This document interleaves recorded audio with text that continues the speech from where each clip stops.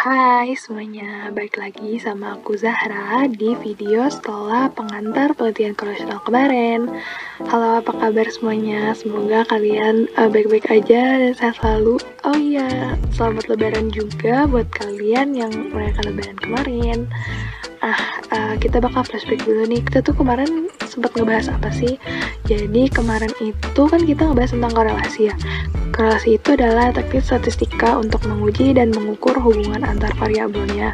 Nah, sesuai yang kita tahu, dulu kita tuh belajar semester 1 kalau variabel itu banyak kan jenis skala pengukurannya. Nah, kayak misalkan ada yang ordinal, ada yang interval, ya rasio, dan lain sebagainya. Nah, tapi kan di dalam penelitian itu nggak cuma satu ya skala pengukuran dari variabelnya. Bisa jadi dalam satu penelitian ada dua variabel yang dua-duanya itu ordinal, atau misalkan dua-duanya interval, dan ada juga yang rasio, atau bisa mix gitu. Nah, variabel kan banyak jenis skala pengukurannya, tapi gimana sih cara ngitungnya? Makanya hari ini kita bakal belajar tentang analisis statistik penelitian korelasional, dimana kita tuh hari ini bakal fokusin ke Pearson and Spearman dulu. Pertama, kita mulai dulu nih dari analisis Pearson. Nah, kalau Pearson ini tuh merupakan analisis yang mengukur kekuatan dan arah suatu hubungannya. Jadi kayak ngitungnya tuh pakai ini gitu. Nama lainnya dari Pearson itu adalah product moment correlation. Sorry, ini maksudnya produk ya. Nah, analisis Pearson ini tuh analisis yang paling sering digunakan, paling umum digunakan gitu ketika kita tuh menggunakan penelitian korelasional. Nah, kapan kita menggunakan Pearson correlation ini, yaitu ketika kita tuh menemukan bahwa si scatter plotnya itu bentuknya tuh cenderung linear gitu, kayak di gambar yang ada di sini. Terus juga kalau misalkan skala pengukurannya itu interval atau rasio. Untuk rumusnya sendiri rumusnya itu adalah R itu nentuin yang nentuin kemarin yang udah kita bahas itu, nentuin kekuatan korelasinya gitu. Caranya adalah R sama dengan SP, sum of product, dibagi akar dari sum of square suatu variabel X dikali sum of square variabel Y. Oke, kita next dulu. Nah, di sini tuh adalah rumus gimana caranya kita mencari sum of product dan sum of square. Ini kayak kelihatannya tuh kayak musingin banget, tapi sebenarnya enggak kok. Ntar pas kita masuk ke datanya, itu akan lebih mudah. Nah, ini tuh adalah rumus dasar dari sum of product, yaitu sigma X dikurang min X, itu rata-rata dari skor X-nya, dikali Y dikurang min dari variabel Y, atau rata-rata dari variabel Y. Nah, kenapa aku bilang di sini atau? Jadi di rumus yang di bawahnya ini adalah versi kayak computed formulanya gitu. Jadi kayak emang ada dua rumus yang bisa dipakai gitu. Nah, untuk sum of square sendiri, sum of square itu rumusnya sum of square X sama dengan sigma dalam kurung X dikurang rata-rata dari X, terus abis itu dikuadrat. Nah, atau rumus lainnya itu adalah sigma X dikali X dikurang sigma X dikali sigma X per N. Nah, karena di sini tuh sigma X dikali X, maksudnya kayak jadi si skor X-nya dikali skor X, makanya kita bisa pakai juga rumus kayak gini gitu. Disederhananya jadi sigma X kuadrat dikurang sigma X dikali sigma X per N. Oke, sebelum kita berpusing-pusing ria, nih mari kita bahas dulu hipotesisnya ya. Nah, jadi di sini tuh hipotesisnya sebenarnya hampir sama kayak kalau misalkan kita tuh lagi nguji hipotesis yang buat t-test gitu. Jadi kalau to tilt itu berarti kita tulis H0-nya itu rho sama dengan 0. Artinya tidak ada korelasi di populasi. Kalau yang H1 itu rho tidak sama dengan 0, yang artinya terdapat korelasi yang nyata di populasi. Nah, kalau yang one-tailed-nya kita sebenarnya bisa lihat dari apa yang diketahui di soal gitu. Kalau misalkan diketahui di soalnya itu kayak asumsinya terdapat korelasi yang positif, berarti dia rho-nya itu bakal lebih dari 0. Nah, terus berarti H0-nya itu adalah dia tuh hasilnya kurang dari sama dengan 0 gitu. Jadi kayak tidak terdapat korelasi positif. Kalau misalkan di soalnya itu terdapat korelasi negatif, berarti kita nulisnya itu rho-nya kurang dari 0. Dan itu buat H1-nya, dan H0-nya itu rho lebih dari sama dengan 0. Sekarang kita bakal masuk ke soalnya nih. Nah, di soalnya ini ditanyanya apakah korelasinya tuh signifikan dan gunakan one-tailed test with alpha 0,05.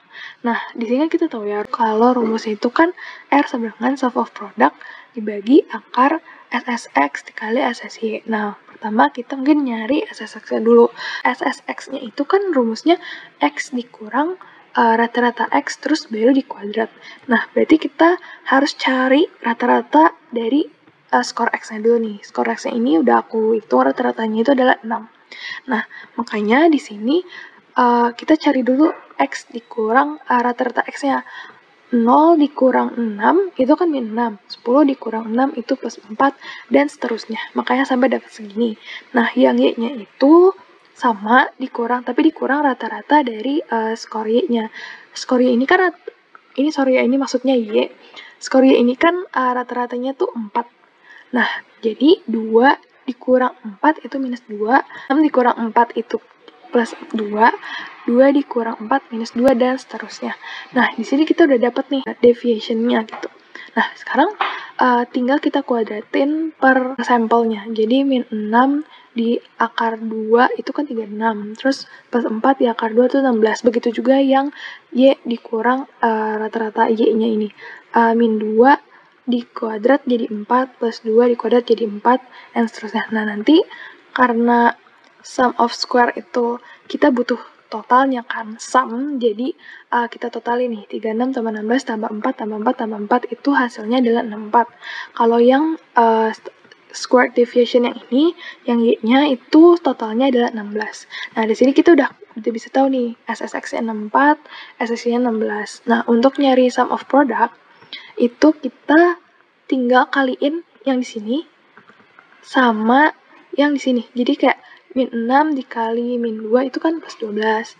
Plus 4 kali plus 2 itu plus 8, dan seterusnya. Nanti dari sini tinggal ditotalin aja. Nah, totalnya itu udah dihitung di sini itu adalah plus 28. Nah, kita bisa lihat ya di sini udah ada penghitungan lebih lanjutnya. Jadi yang tadi kan udah diketahui ya SSX-nya berapa, SSY-nya berapa, terus SP-nya juga berapa. Nah, kita tinggal masuk aja ke rumusnya. R-nya sama dengan 28 dibagi akar SSX-nya ini kan 64.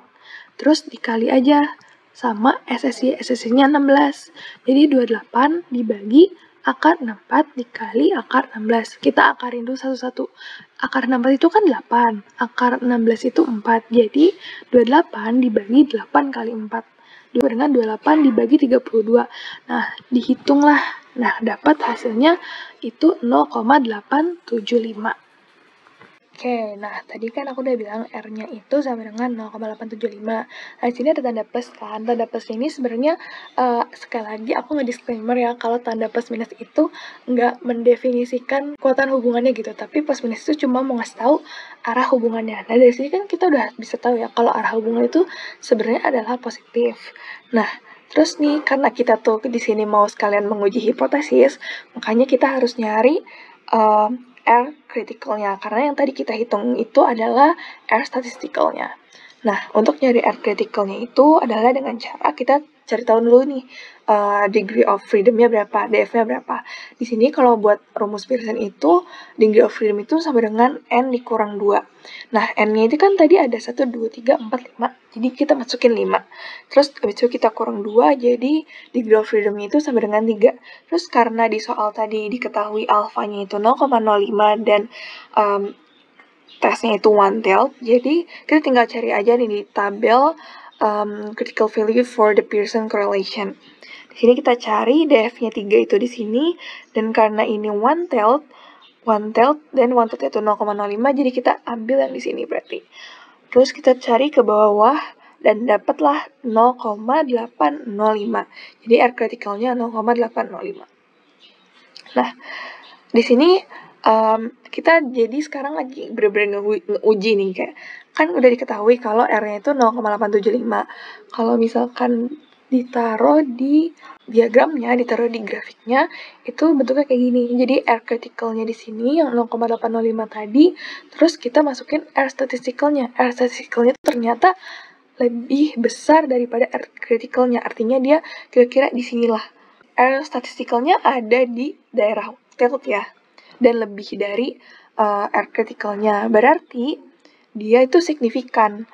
Artinya terdapat korelasi yang positif gitu dari antar variabel yang udah kita uji tadi. Oke, jadi kita udah selesai tadi ngitungnya. Nah, sekarang gimana penulisan hasilnya? Seperti yang bisa kalian lihat di sini, sebenarnya kayak kalau misalnya kalian mau nulis, kalian tinggal hafalin aja sih formatnya tuh kayak gini. Jadi karena tadi tuh hasil R-nya tuh positif dan emang kita ngujinya juga di sebelah kanan gitu ya, tel sebelah kanan. Jadi terdapat hubungan yang positif secara signifikan antara misalkan tadi variabel X-nya intelijensi dan variabel Y-nya tadi misalkan kreativitas gitu. Jadi terdapat hubungannya positif secara signifikan antara intelijensi dan kreativitas anak dengan R sebesar 0,8 plus 0,875, terus N-nya sama dengan 5, P-nya itu kurang dari 0,05, 1 tail, R kuadrat sama dengan 0,765. Nah, buat yang P kurang dari 0,05 ini tuh menunjukkan kalau dia tuh ada yang signifikan gitu. Jadi kalau misalkan P-nya nanti lebih, misalkan hasil kalian itu nggak signifikan, berarti kalian masukinnya P lebih dari 0,05. Dan untuk R kuadrat ini, kita udah pernah bahas ini di video yang sebelumnya. Jadi kita tuh cari tahu gitu, kayak kalau R kuadratnya 0,765 ini kan sama aja kayak kalau dipersenin itu jadi 76,5%. Nah, artinya terdapat 76,5% hubungan yang itu tuh pure dihasilkan dari kedua variabel intelijensi dan kreativitas ini gitu. Oke, nah tapi ada yang menarik nih. Kayak kira-kira korelasi Pearson ini bisa ngitung pakai Z-score nggak sih? Nah, jawabannya tuh ternyata bisa, guys. Jadi, kita tuh bisa ngitung korelasi Pearson pakai Z-score. Nah, kalau buat rumus yang untuk sampel, itu rumusnya itu R sama dengan sigma Z-score variabel X dikali Z-score variabel Y per N dikurang 1. Ini DF ya.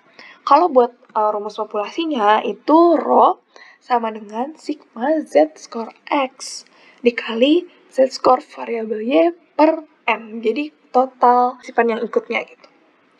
Jadi bisa ya ini pakai Z-score. Terus sebenarnya ada fakta unik menarik lainnya. Nah, jadi ada suatu trivia nih. Kalau misalkan kita di soal itu diketahui R-nya, kita tuh bisa loh ternyata menghitung t-test. Wow, keren kan?